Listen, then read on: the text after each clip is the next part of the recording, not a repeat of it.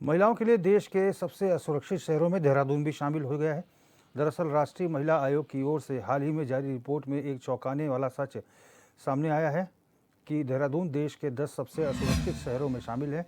इसको लेकर यहां कांग्रेस ने बीजेपी सरकार की आलोचना की, तो वहीं उत्तराखंड महिला आयोग की अध्यक्ष कुसुम कंडवाल ने इस रिपोर्ट पर सवाल उठाए हैं।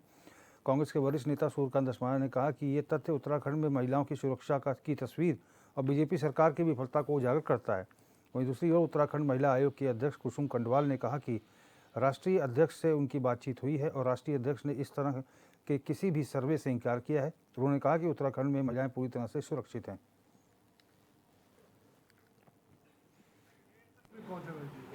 शार महसूस कर रहे हैं। देहरादून जो एक ज़माने में अपनी खूबसूरती के लिए, अपने मौसम के लिए, अपनी नैसर्गिक सुंदरता के लिए, घाटियों के लिए, बर्फ़ के लिए, यहाँ की बरसात के लिए, यहाँ के चावल के लिए, यहाँ की चाय के लिए, यहाँ की लीची के लिए प्रसिद्ध होता था पूरे देश और दुनिया में, आज लोग इसलिए जान रहे हैं कि वो शहर जो अपनी सुंदरता के लिए विश्व विख्यात था, वो शहर आज महिलाओं के लिए असुरक्षित है। देश के 10 ऐसे शहर जिनमें सबसे ज़्यादा क्राइम अगेंस्ट विमेन है, उसमें देहरादून शुमार हो गया है। ये हमारा सर शर्म से नीचे करता है और इसके लिए जिम्मेदार केवल और केवल भारतीय जनता पार्टी की सरकार है। अंकिता भंडारी से लेकर के अनामिका शर्मा के मामले तक अगर सारी महिलाओं के खिलाफ अपराध, रेप, हत्या, बलात्कार, ये सारी घटनाएं आप देखेंगे, हर दूसरे मामले में तो बीजेपी का आदमी है। अनामिका शर्मा जो बीजेपी की महिला मोर्चा की जिलाध्यक्ष थी, अपनी 13 साल की बेटी को राक्षसों के हाथ सौंप दिया, उसका रेप हो गया।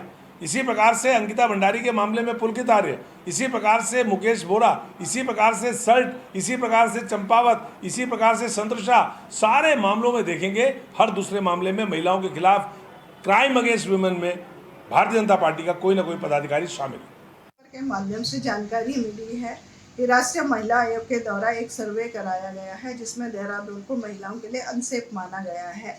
मेरी राष्ट्रीय अध्यक्ष माननीय विजय राहटकर जी से भी बात हुई है कि मैंने क्या राष्ट्रीय महिला आयोग के द्वारा कोई ऐसा सर्वे है, तो उन्होंने पूरी तरह से नकारा है कि कोई ऐसा सर्वे नहीं कराया गया है। और मैं आपके माध्यम से कहना चाहती हूँ कि उत्तराखंड में महिलाएं सुरक्षित हैं, देहरादून में महिलाएं सुरक्षित है। सरकार पूरी तरह से महिलाओं के साथ खड़ी है। उत्तराखंड राज्य महिला आयोग रात दिन महिलाओं के साथ, महिलाओं के बीच में काम कर रहे हैं।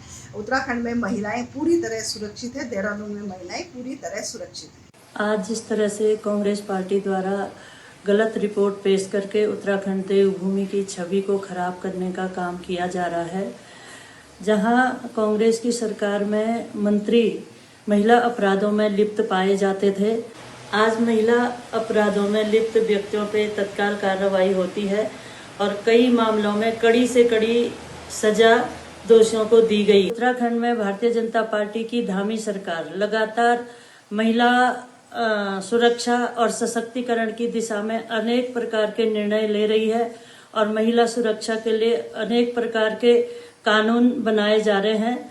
मैं उत्तराखंड देवभूमि में जिस तरह से कांग्रेस निरंतर इस देवभूमि को धूमिल करने का काम कर रही है, यहाँ की छवि को खराब करने का काम कर रहे हैं, मैं समझती हूँ कि उत्तराखंड देवभूमि की जनता इसका जवाब लोकतांत्रिक तरीके से जरूर देगी।